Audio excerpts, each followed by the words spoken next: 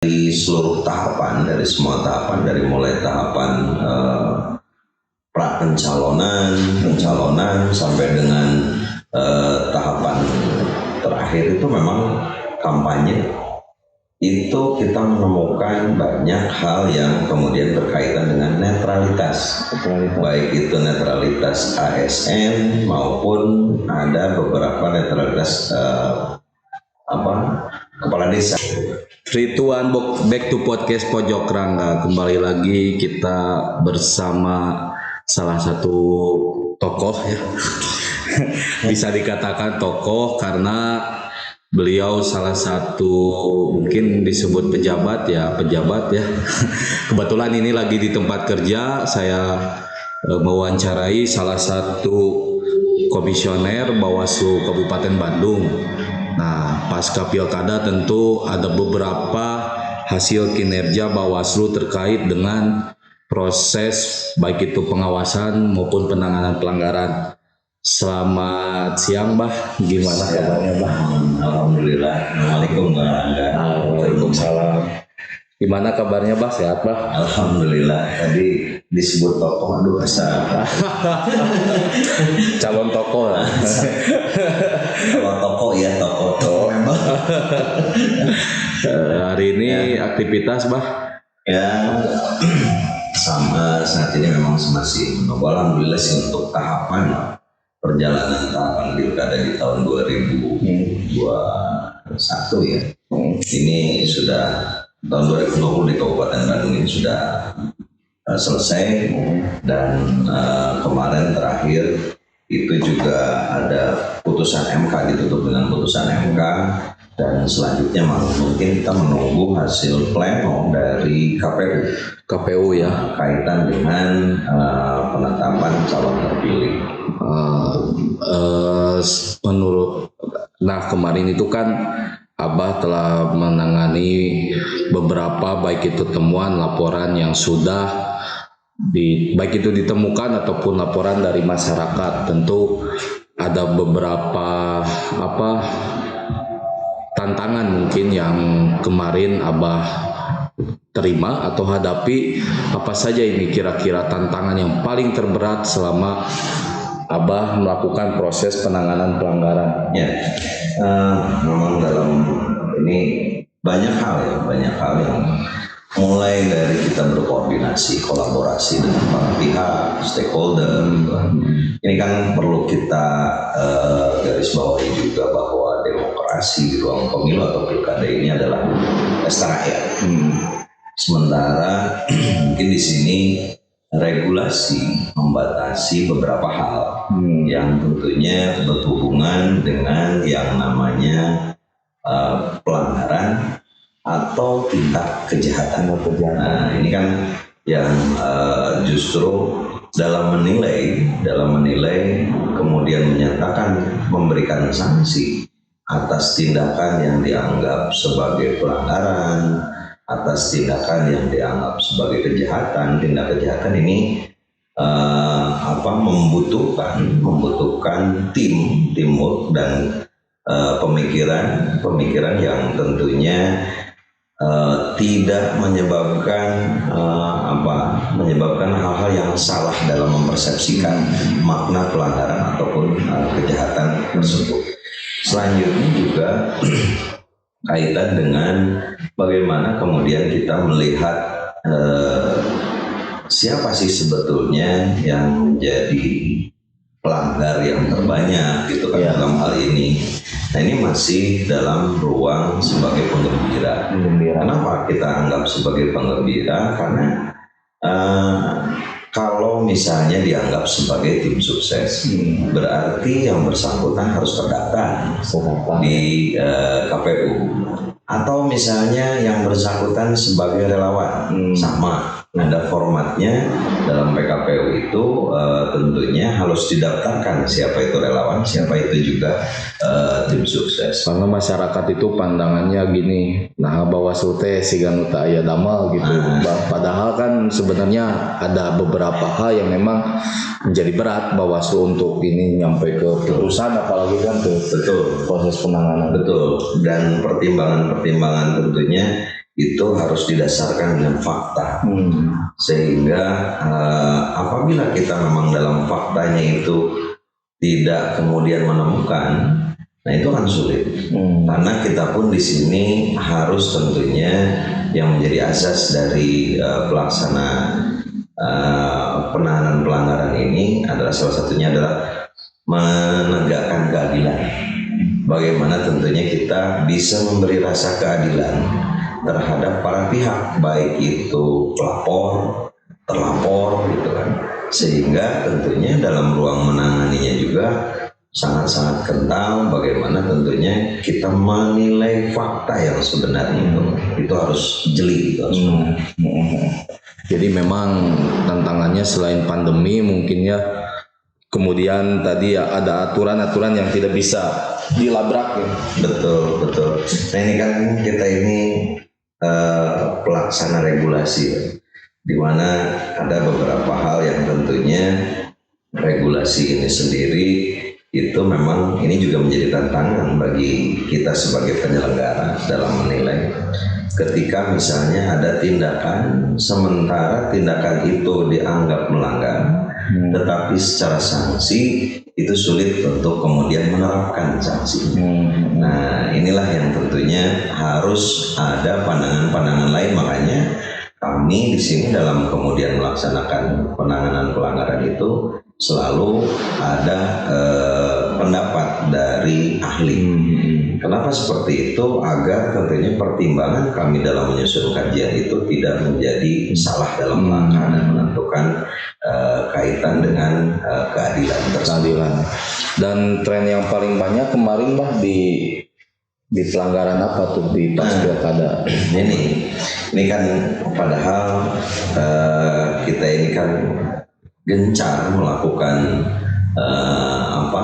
pencegahan kaitan dengan netralitas ya, netralitas aparatur sipil negara.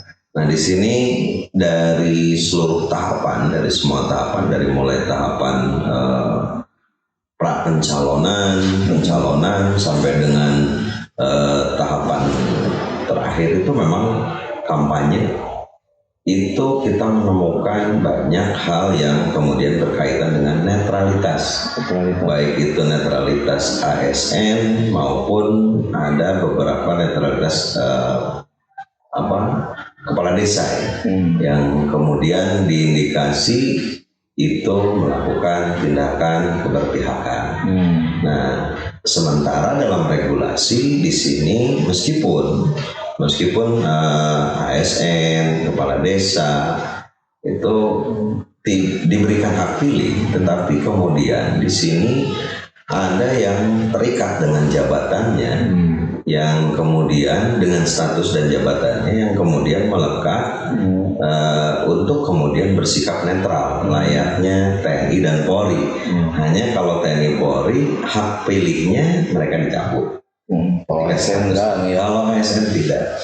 Nah ini yang kemudian menjadi tentunya perhatian khusus kita di sini. Mungkin dalam laporan pun kita sampaikan penting tentunya di sini bagaimana memberikan atau mensosialisasikan kaitan dengan ruang netralitas, baik itu dalam ruang aparatur sipil negara, kepala desa. Ini harusnya lebih marak lagi gitu kan. Karena yang kita lihat kemarin beberapa ada yang rupanya kan keisengan gitu kan. Keisengan saat ini kan dunia media sosial itu kan sangat mudah, sudah melekat. Betul, dan itu menjadi keseharian kita, sehingga mudah bagi mereka untuk like gitu kan. Nah, sementara ada beberapa yang tentunya mereka tidak memahami secara utuh regulasi dalam ruang netralitasnya tersebut yang diatur melalui Undang-Undang KASN dan Surat Kemenpan RB, sehingga banyak yang terjebak dalam ruang media sosial tersebut. Nah ini yang harus hati-hati tentunya bagi rekan-rekan dari aparatur sipil negara bagaimana kan dulu mah ada istilah mulutmu harimaumu. Nah, saat kemarin saya lihat justru jempolmu adalah harimau. Harimau. Berarti secara tidak langsung mewakili ya, walaupun posisinya bukan lagi bertugas gitu. Betul, betul. Nah itu juga kan kenapa kita pandangin, karena memang ada regulasi yang membatasi. Termasuk dari surat Kemenpan RB itu yang membatasi, bahkan nge-like sendiri melalui media sosial itu dilarang. Nah kalau misalnya pasca pilkada itu gimana, Bah? Kalau ada yang misalnya ASN tadi like misalnya pasca pilkada itu jadi masalah nggak sih? Oke, nah karena memang dalam regulasi itu hanya mengatur kemudian dalam tahapan pilkada. Nah ini kalaulah misalnya saat ini kan tidak ada prosesnya mungkin pilkada, ya ini tidak jadi masalah. Jadi masalah, kecuali kalau misalnya dia aktif di partai, misalnya ikut kegiatan partai itu tetap ya jadi fokus Bawaslu. Betul. Jadi Bawaslu sendiri juga sama seperti halnya rakyat biasa, masyarakat biasa juga bisa kemudian menyampaikan laporan tersebut ke KASN. Ketika memang ada diindikasi, kemarin pun kan kita sempat diundang melalui daring oleh KASN. Tentunya bagaimana menjaga netralitas ASN ini, KASN kemarin itu membuka ruang seluas-luasnya untuk laporan terhadap ASN yang diindikasi tidak netral. Gitu. Jadi sebenarnya boleh-boleh saja, cuman tadi ya kalau ke partai itu mungkin nggak boleh. Ya untuk saat ini. Ya karena memang setelah pada pasca pilkada, ya tentunya kita sebagai pengemban amanat dari regulasi, ya kita hanya mengawasi di ruang regulasi kita saja. Sementara ketika itu sudah selesai, maka secara tidak langsung masyarakat bisa kemudian langsung melakukan laporan kaitan dengan adanya dugaan ketidaknetralan tersebut. Nah kemarin itu Bah, yang paling berat pada proses penanganan itu kasus apa tuh Bah? Yang ditangani oleh Bawaslu. Yang paling berat, semuanya juga berat ya. ada yang paling ini tuh adalah ketika error in persona atau salah, kemudian ada laporan yang kemudian diindikasi subjek hukumnya itu adalah salah. Nah itu paling berat karena apa? Ini kan berkaitan dengan money politik. Nah di sini kan kita harus jeli menilai money politik itu. Nah apakah atas tindakannya itu sudah sesuai dengan pasal yang didugakan, baik pasal kaitan dengan larangan maupun pasal sanksinya. Nah sehingga itu bisa komprehensif. Nah di sini atas dugaannya sendiri dalam faktanya di lapangan itu tidak seperti yang diamanatkan melalui regulasi. Nah bahwa atas tindakannya yang melakukan itu siapa dan kemudian yang diindikasi sesuai dengan pasal tersebut itu siapa, itu yang kemudian sangat-sangat membuat kita tentunya berpikir keras. Nah, selain itu juga dalam ruang penanganan pelanggaran pidana ini kan ada kejaksaan dan ada kepolisian. Nah disinilah tentunya kita merasa terbantu dalam kemudian menentukan kaitan dengan tindakan tersebut, gitu kan, mengkaji atas tindakan tersebut apakah memang bisa kemudian dikenakan pasal pasal kaitan dengan money politik atau tidak. Nah ini yang kemarin sempat kita membuat jadi tadi sulit untuk kemudian menentukannya tersebut. Terus kemudian juga dalam ruang itu ini kan atas tindakan yang dilakukan oleh ini juga dimaknai oleh kami tidak kemudian mengait terhadap yang memberikan modal. Nah, bagaimana kemudian ketika itu dilakukannya oleh masyarakat biasa yang notabene tidak ada hubungannya langsung baik dengan pasangan calon ataupun tim sukses. Mereka adalah penggembira, tetapi masyarakat biasa yang sebetulnya mereka itu tidak secara langsung mempunyai uang dan menyampaikan kepada masyarakat, tapi itu dari siapa gitu ya, dititipkan dari siapa melalui dia, terus dia menyampaikan, dia yang kena. Nah ini sementara terhadap orang yang memberikan awalnya itu tidak dilekatkan dalam pasal tersebut.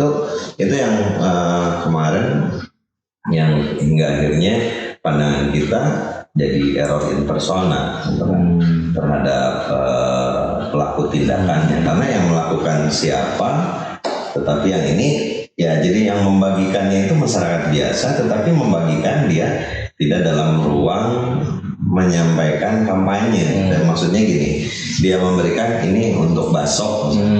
Nah ini kan absurd. Apakah kemudian untuk bakso itu bisa dinyatakan sebagai money politik, sementara dalam regulasi kan yang mempengaruhi untuk melakukan memilih gitu kan. Nah ini yang kemudian sangat-sangat menguras pemikiran kita. Nah, selain itu juga untuk kemudian lebih menggali kaitan dengan fakta, ini juga kita rasakan cukup menguras baik tenaga maupun pikiran. Kenapa? Karena ruang penanganan itu yang cukup sempit. 3 hari plus 2 hari apabila misalnya kita masih membutuhkan keterangan lain. Nah di sini dalam ruang waktu 3 hari ini dianggap tidak cukup. Nah tidak cukup, betul. Idealnya memang pada proses pemilu kemarin ideal 7+7 ya, dimana ketika kita masih belum yakin, kita bisa melakukan pengembangan kembali, menggali kaitan keterangan para pihak. Untuk ini terkait kendala atau hambatan ketika proses penanganan pelanggaran di Pilkada 2020 itu ada nggak sih misalnya kendala selain tadi undang-undang ya? Soal undang-undang ada nggak kendala misalnya ketika misalnya saksi itu tidak hadir atau gimana lah? Ya, ruang kita itu dalam penanganan ini kan klarifikasi sifatnya dan sifatnya adalah undangan. Nah ini juga kita tidak bisa memaksa ketika misalnya para pihak tidak bisa hadir.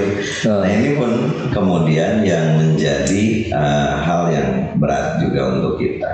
Selain itu memberi pemahaman terhadap pelapor, gitu kan, bahwa bagaimana kemudian kita bisa menyatakan bahwa atas perbuatannya itu adalah hal yang melanggar atau bentuk kejahatan yang disanksi oleh pidana, namun dalam faktanya keterangan itu tidak komprehensif. Nah ini kan menjadi kendala juga buat kita, sehingga akhirnya kita menarik yang namanya ahli.